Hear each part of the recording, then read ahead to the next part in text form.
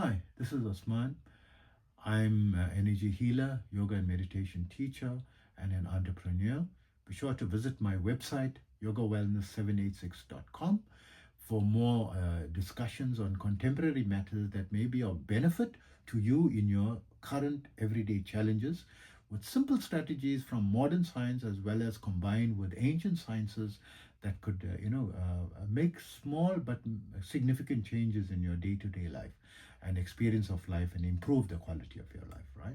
And also a list of my services are there and contact information, how to get a hold of me, as well as I'm offering, therapies that are based on ancient sciences as well as modern day scientific, findings, and combining a holistic approach, by applying all these strategies into improving and enhancing your health.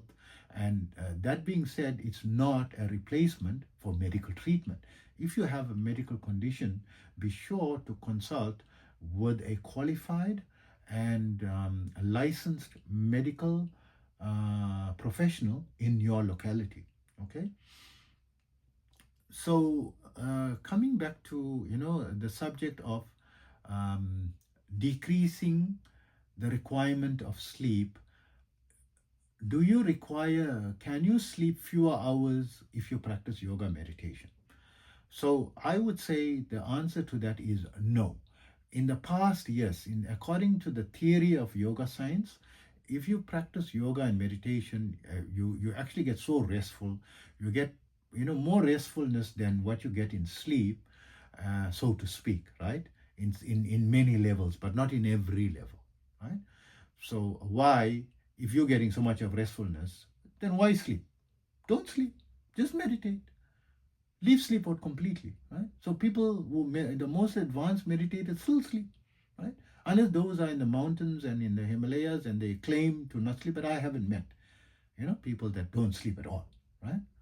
And I don't think the scientific community has documented people, right? So let's talk from a scientific perspective. We haven't documented people who are sleepless, right? From a science documentary, point of view. And the science is open-minded. They're willing to, do tests and, experiments and so. So for the sake of science, if you can stay without sleep, please come forward, meet the scientific community, put your message out, to Deepak Chopra, or there are a lot of people. They're waiting. They want to hear from you, that you can live without sleep. So if you need sleep, right, then having less sleep, is this possible? Theoretically, yes, but we are now in the 21st century. This is not 4,500 years ago, and this is not even, I mean, as little as 100 years ago. One orange, to get the same amount of nutrients as one orange 100 years ago, today we need to consume 8 oranges to get the same level of nutrients. So the amount of nourishment that our body is getting and the energy or the strength of our body is very little. So when people could survive with fewer amount of sleep, as little as 100 years ago, so many thousands of years ago, they said 3 hours of sleep, 3 to 4 hours of sleep is okay. 4,500 years ago. So I'm saying, my brothers and sisters, 100 years ago, the amount of sleep that you need 8 times more sleep than 100 years ago. So 100 years ago, imagine 1 century ago, imagine 4,500. So you probably need 300 hours of sleep, right, to get the same amount of rest that you could get in 3 to 4 hours 4,500 years ago, when the books were written, or even the Yoga Sutras were written. They said it date back between 1,500 to 1,900 years ago, the Yoga Sutras of Patanjali, right? So all these books you have to consult in terms of time and perspective. In today's scientific findings, they've done scientific research of those that have regular practice of yoga and meditation, and the influence on the telomeres, right?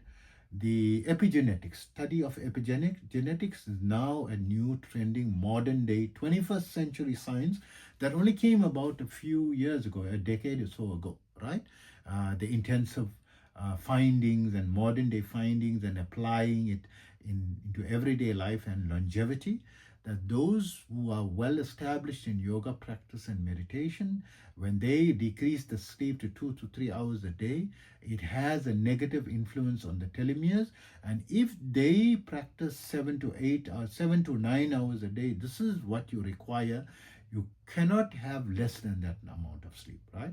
So it's something dangerous to your body if you're going to be practicing less than that hours of sleep. So can you practice? Theoretically, yes, you can practice less sleep. And occasionally, you may feel a lot of energy. And me, for up to the age of 50, I didn't need less than 3 to 4 hours of sleep, right? I slept an average of 3 to 4 hours a day from the age of 10 to the age of 50, but had major collapses along the way, you know, in damage, although I felt very high levels of energy, but had destroyed my body,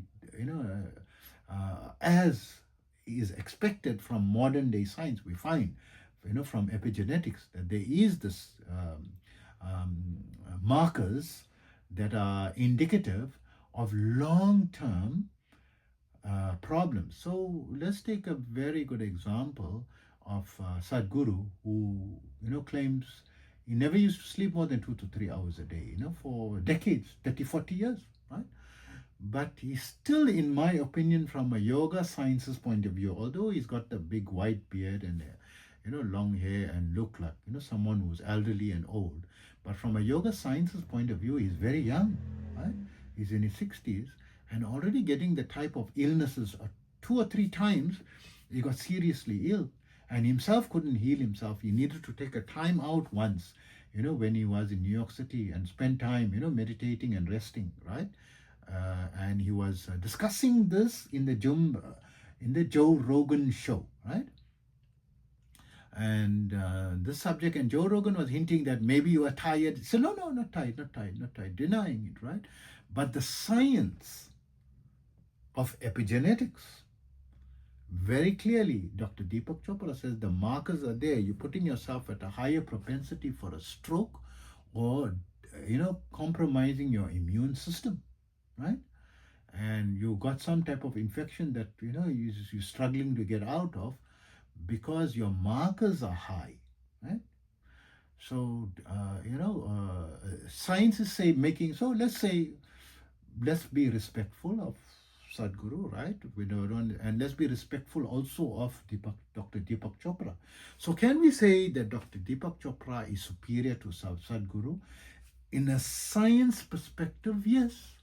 Because look at how many scientific papers he's published, and how many scientific papers has Sadhguru published. How many books has Dr. Deepak Chopra published? How many books has Sadhguru published?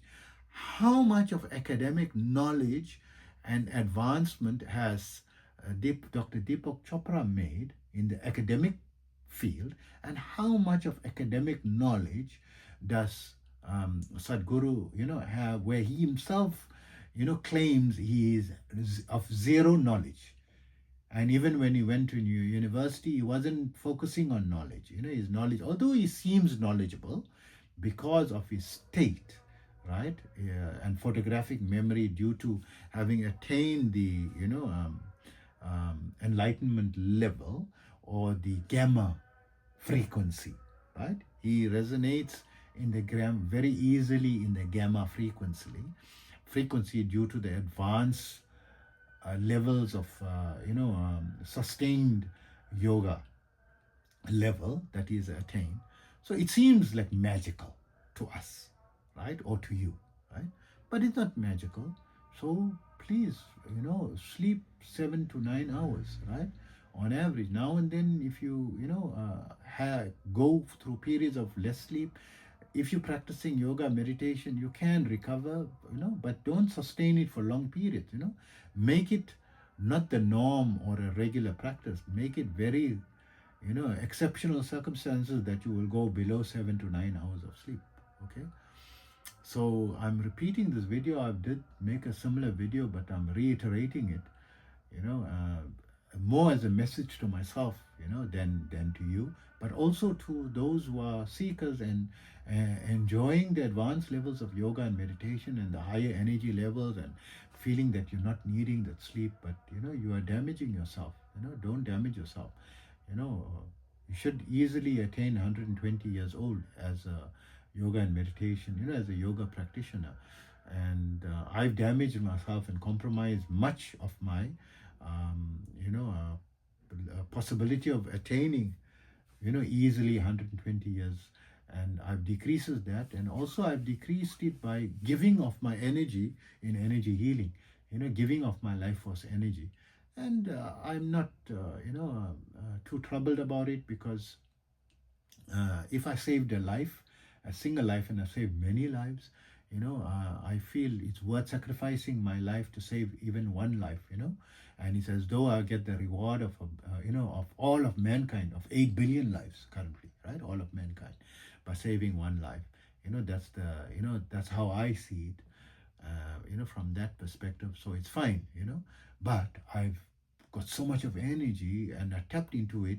So why should I keep it to myself and increase my life to 120 years when I use that energy to save so many lives? I feel it was better used that way than making myself live 120 years, 140 years, 150, or even getting the deathless body, right? Let's say I can get the deathless body. Which is more important, me living forever or saving one life? And I save many lives. Or me saving one life is equivalent of saving all of mankind, right? Like saving 8 billion lives. So by sacrificing that one life of eternal life, I've got the reward, in my own satisfaction for so many. So I don't mind that, right? But I'm using it in a positive way and also enjoying my life, and I'm self-satisfied and happy, right? So hope that helps you. Again, conclusion: sleep minimum 7 to 9 hours a day. Okay, when you have high energy, good, but you need the sleep also. Force yourself, get into the habit. And I forced myself into the habit a few years ago only. After I turned 50, I learned my lesson, and I found it's possible for me to sleep 7 to 9 hours when you create the habit. It's not impossible. You teach yourself, and you will be able to do it and benefit from it. Okay. And please be sure to visit my website, yogawellness786.com.